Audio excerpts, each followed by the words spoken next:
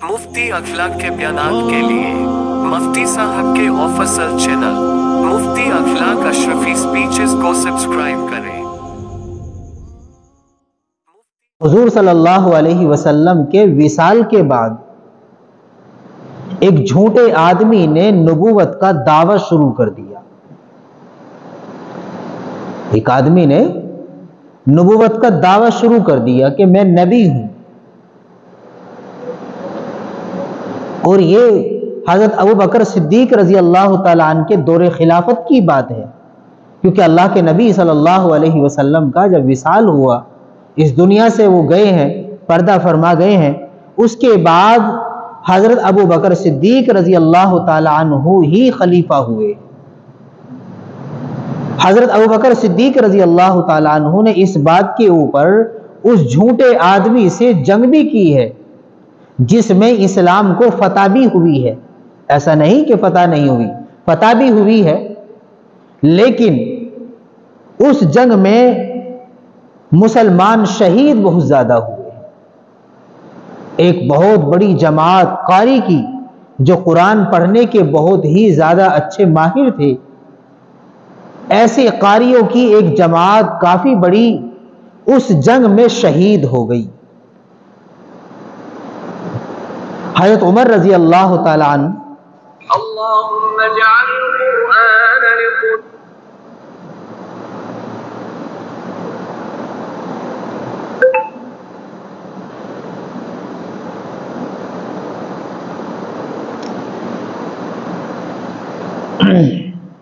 हज़रत उमर रजी अल्लाह ताला अन्हु ने हज़रत अबू बकर सिद्दीक रजी अल्लाह ताला अन्हु से इस बात का तज़किरा किया। बात समझ रहे हैं भाई? हज़रत अबू बकर सिद्दीक जो उस वक्त में खलीफा थे, जिसके हाथ में वो बागडोर थी, हज़रत उमर रजी अल्लाह ताला अन्हु हज़रत अबू बकर सिद्दीक रजी अल्लाह ताला अन्हु के पास तशरीफ लाए और फरमाया कि अगर इस तरह 2-4 जंग अगर हो गई और उसमें ये कारी शहीद हो गए तो कुरान जो नुस्खों में है, यानी कि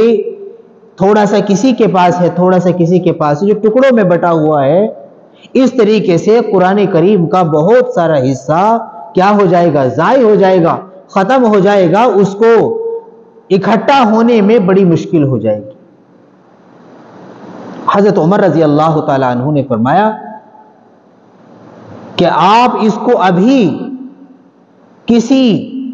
आदमी से लिखवाने वाला, जो लिखने वाला इंसान होता है, उस आदमी से इस कुरान को एक साथ इकट्ठा कर लिया जाए। लेकिन हज़रत अबू बकर सिद्दीक रजी अल्लाह ताला अन्हु ने इस बात की इजाजत नहीं दी,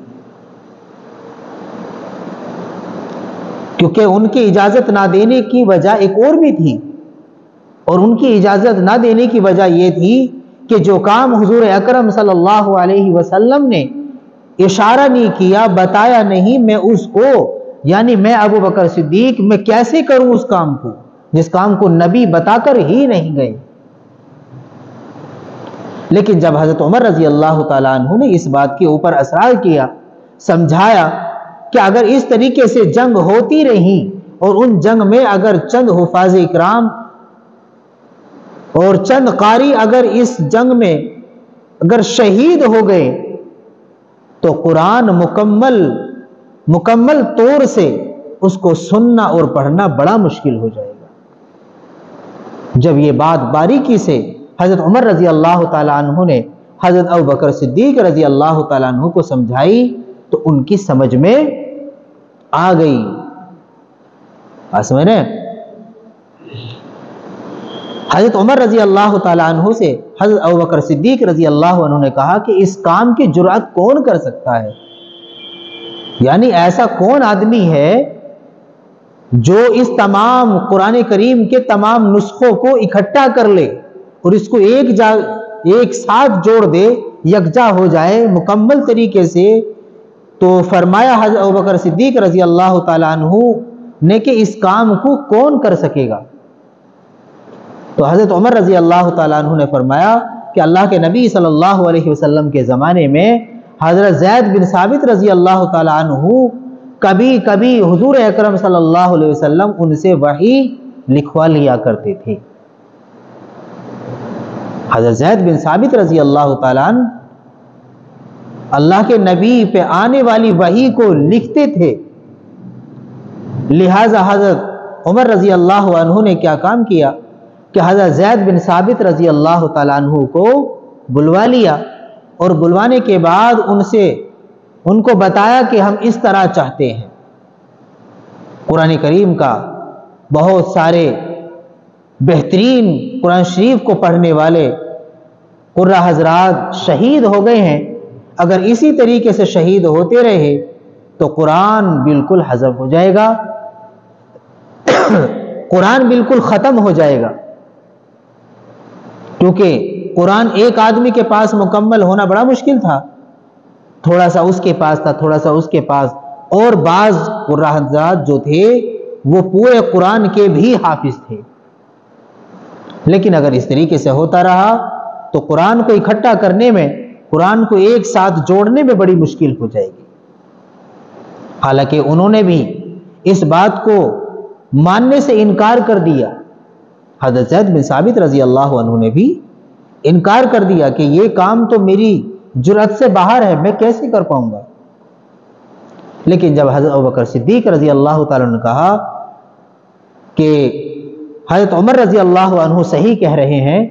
یہ کام ابھی ہو جائے گا تو ہو جائے گا، اس کام کے کرنے کے لیے آپ آمادہ ہو جائیں، تو حضرت زید بن ثابت رضی اللہ تعالیٰ عنہ نے فرمایا کہ اگر مجھ سے یہ کہا جاتا کہ ایک پہاڑ کو ریزہ ریزہ کر کے، چور چور کر کے اسے ایک جگہ سے دوسری جگہ رکھنا ہے تو قرآن کریم کو اکٹھا کرنے سے زیادہ آسان تھا۔ یعنی بتایا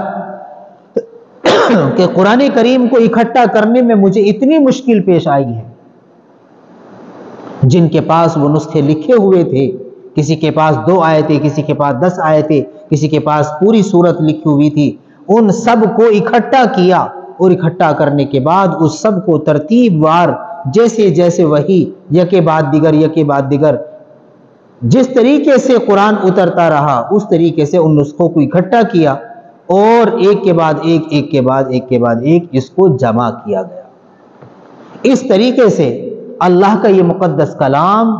جوڑا گیا، اکٹھا کیا گیا، اور ان کو اکٹھا کرنے میں صحابہ اکرام کو بڑی جد و جہد اور مشکل کا سامنا کرنا پڑا۔ اگر آج وہ مشکل نہ جھیلتے، اس مشکل کا سامنا نہ کرتے، تو آج یہ مقدس کلام نہ جانے ہمارے سامنے ہوتا یا نہیں ہوتا۔ آج اسی مقدس کلام کو ہم پڑھنے کے لیے تیار نہیں، اس مقدس کلام کے اوپر عمل کرنے کے لیے تیار نہیں ہے، اس مقدس کلام پر یقین ہمیں ظاہری اعتبار سے یہ تو یقین ہے